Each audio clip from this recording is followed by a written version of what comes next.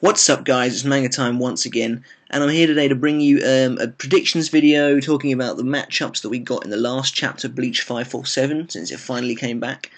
Kind of what I think is going to happen in 548, and also the start again of Comment of the Week. You guys seem to quite enjoy that actually when I was doing it before, when I'd pick out a couple of comments from the previous chapter videos and read them out. I got good responses for that. People enjoyed seeing their comments get picked.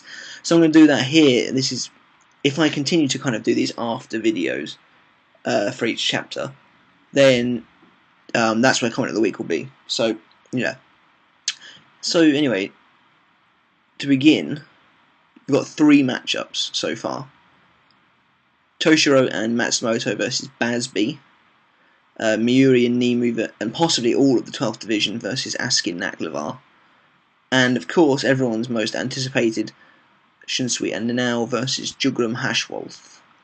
Now, let's start with the first one, and also coincidentally the one I personally am the least interested in is Toshiro versus Bazz. Now, it's interesting because obviously Toshiro is ice, and he's never fought anyone with a fire power before. But we know that fire melts ice. Everyone knows that, and we've even seen it in the manga when Zanka no Tachi was released, and Kangdu was trying to use Daigoren Hyorimaru, but it was just melting it. So that really leads me to think, like, what kind of a chance does Toshiro have here? Because I'm no Toshiro fan. Okay, I'm just going to throw it out there. But I don't necessarily take bias when it comes to fights. So I tend to try and think it through properly. I don't just go, Toshiro doesn't have a chance because I don't like him. So, Toshiro, you'd think that the ice wouldn't be able to withstand Bazz-B's fire. However, we don't know how powerful Bazz-B's fire is. And also, it does seem at the end of that chapter that Toshiro manages to block the flames with his ice. It is a little unclear. Does he freeze the fire, or does he freeze the Shinigami, or does he just put a wall of ice between the two? I think it's probably the last one. Which to me doesn't indicate that he will be able to stop the fire completely. Just in that one-off scenario, he was able to stop it from hitting the Shinigami. I think you have to take into account the personalities of the fighters involved. Toshiro is usually fairly withdrawn. However, from what we've seen of Bazz-B so far, is that he's a hothead. He's aggressive. He's kind of like Grimjo. And we saw the way he attacked the Shinigami. They were like, stop there, and he just literally just cast flames all over them. Then we have to take into account, is the fire his spirit weapon? In which case the flames may in fact be the blue fire that we saw in Huecamundo. The very same fire that was able to burn rocks and sand. In which case, if that's the case, then the ice really doesn't stand a chance.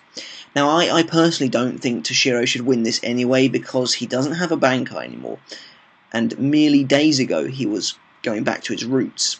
So that I don't understand how he could possibly have garnered enough strength in that time to stand off against a Sturmritter, especially a Sturmritter who is being built up as a relatively big antagonist in this arc. We've seen Bazz a fair bit compared to some other Sturmritters anyway.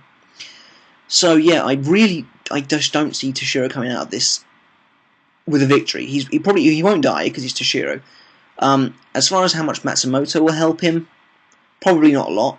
An Ash Zanpakuto is pretty useless. Maybe Kubo will make it that it can blow the fire away or something like that, but yeah, I don't see Matsumoto being a whole lot of help. Admittedly, we haven't. Well, I would say this about all the Quincy's. We haven't seen them do anything yet, really. So it's gonna be very interesting, regardless. So yeah, I think Toshiro versus Bazz-B. My victory goes to Bazz-B. Now, Mayuri versus Askin Naklavar. This is a fight I'm really anticipating because I have absolutely no idea where it's going to go. I have no idea how to call it. Askin Naklavar strikes me as a bit of a shady fellow, just like Mayuri, but kind of a different reason. Like, Askin's just kind of dodgy, he's a bit shadowy. No pun intended, considering they use the shadows all the time. But I think that's how Askin will fight. Because he's Sturmritter D, and the only other time we've seen him, he obviously created that, the kind of dimension portal. So can he slip through dimension portals? If so, that's interesting. but I don't really know how you'd necessarily use that to fight, because they can basically teleport anyway. So yeah, Askin Naklavar is going to be an interesting one to see. Obviously, Mayuri's tried to take precautions. He's got his suit that basically just glows, obviously to stop the Quincy from using the shadow to transport themselves. To me, that screams that he has not figured out a way to stop the Bankai sealing, because he's obviously worried about what they can do, so he's trying to compensate. So he probably won't Bankai, I shouldn't think. But then again, it's Mayuri, and we've already seen that Konjiki Ashishoki Jizo will blow up if it's used against him. So you'd think that would happen in this circumstance as well. I'm fairly certain that Mayuri will be dead by the end of this war. However, I don't think it will be Askin that kills him. I'm pretty sure it'll be Uryu. So I'm not sure who I see winning this. And I'd really love your input in the comments below. Mayuri or Askin, guys. You can just leave their name, but I'm really stumped on that. Mayuri and Askin is really interesting to me, purely because I can't call it. Askin, know nothing about him. How's he going to use those portals to fight? What can he do? He could turn out to be ridiculously broken, but then Mayuri is very broken. So yeah, that's hard. That's really difficult. And obviously then we got the one that everyone wants to see. I'm desperate to see it. Shunsui versus Haschwalth. Excellent matchup this. Really, really good work on Kubo's part. Because Shunsui's been kind of gypped in his last two fights and that he's had to fight gunslingers. Now we've got him fighting someone who appears to be a bit of a sword expert. The way he cut Ichigo's Bankai in half like that. So they're going to have a great fight. Absolutely great one. Will Shunsui Bankai? It's possible. Haschwalth is definitely worthy, I'd say. But he'll steal his Bankai if he takes it. So we still have the problem of the Bankai stealing looming over them. Don't get me wrong, I'm glad. If they'd already sorted that problem out, I would have been a bit let down. So yeah, it's really difficult to call. Again, it's difficult to call. I mean, it's going to be epic. I hope we see a lot of it. But now, something I've seen on the forums, and it has occurred to me as well, is that this may be a fight that utilises the shadows a lot. So, like, for example, Shunsui will use Kageoni to go through the shadows, because he can move through shadows as well. And obviously so can Haschwalth. So if they're moving through shadows all the time, attacking from the shadow, that'd be awesome. That'd be really sweet. A lot of people have said maybe Ukitake will come and help Shunsui, because he seems to be doing something. I thought he was in a bath in my review, but looking over it again, there's actually no real indication of that. He appears to just be sitting in front of some giant statue. And the lotus flower that he's sitting in front of, the lotus is, I think, the symbol of healing or something like that. So, is Ukitake finally being healed? A theory I came up with was that he's been doing this for a long time now, and it's just this is the first time Kubo's shown us doing it. It's not like it's out of the blue, necessarily. But yeah, Shunsui versus Haschwalth's going to be great. Really great. As for who's going to win, if Ukitake doesn't come in, I can see Haschwalth taking a victory. Because, in my opinion, it's far too early for Haschwalth to be defeated. So, yeah, I see Haschwalth taking a victory.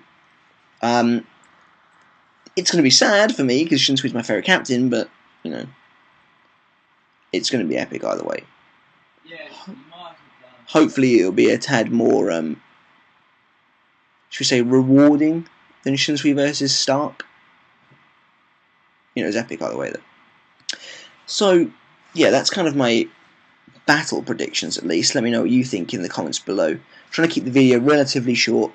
But my predictions for the next chapter, we might get a little bit of Toshiro versus Bazz-B, but I think Kubo will try and do some more matchups.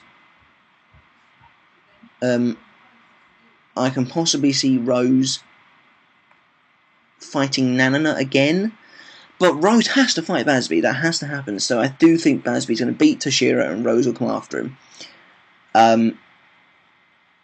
But for the time being, Rose is probably going to square up against Nanana again, even though we've not seen any duplicates just yet. I'd love to see like Kangdu versus Shinji, that'd be cool. And I think if the colour page is like indicative of who's going to fight who, then that could happen, and that'd just be sweet, that'd be so cool. But yeah, I think next chapter will just be battle matchups again. another setup chapter, pretty much, because, it is the big battle now. There's going to be a fair few setup chapters.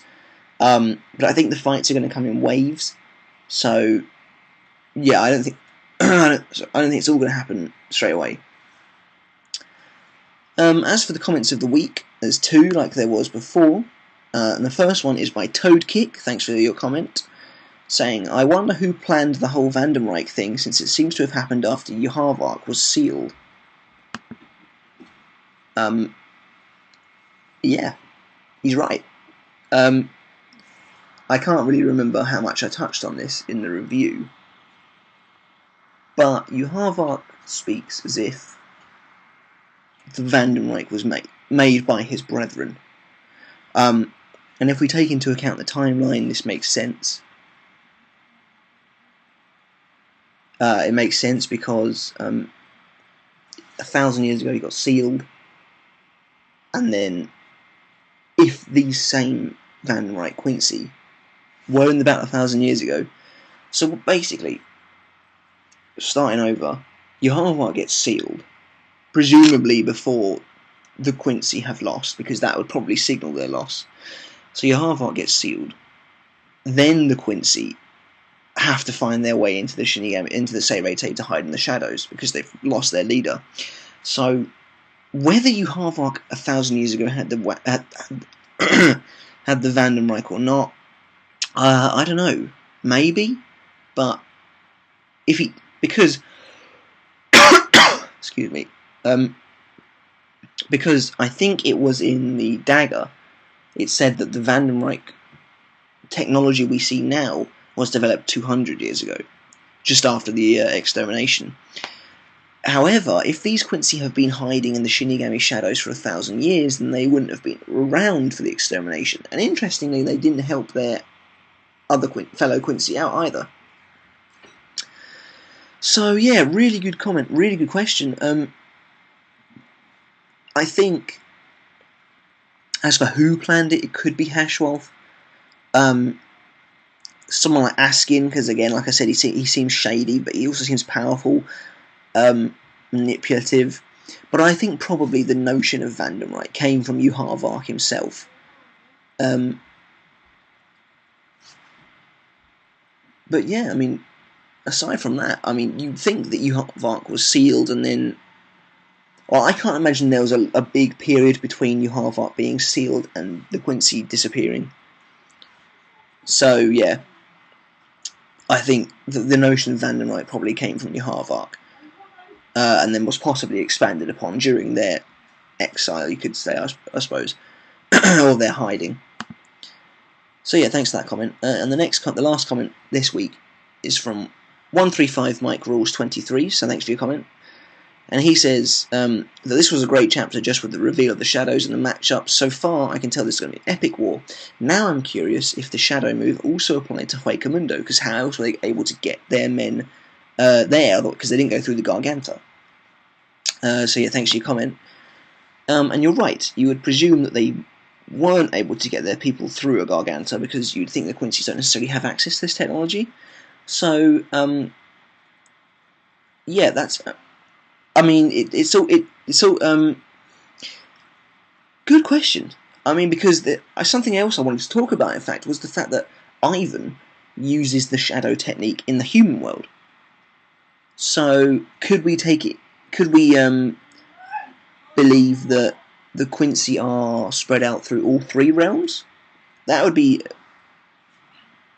mind-blowing, pretty much, because they would have intelligence and they would know everything about everyone. So the fact that Aizen uses the shadow technique in the human world, to me, is indicative of the fact that they may be in the shadows, not just in Seirei. But they've decided to close off Seirei for the final battle, because that makes sense, to trap them in kind of like rats in a cage. You'd think, I mean, it's annoying because we haven't really seen like how they travel to Huecamundo or anything like that. In fact, the Huecamundo section of the Vandenreich seems to have disappeared altogether. It wasn't just Kurge, there was an entire unit of people there, and they seem to have disappeared, so hopefully we'll see them again. But I don't know, maybe they moved through this Gate of the Sun that was mentioned once and never seen, never heard of again.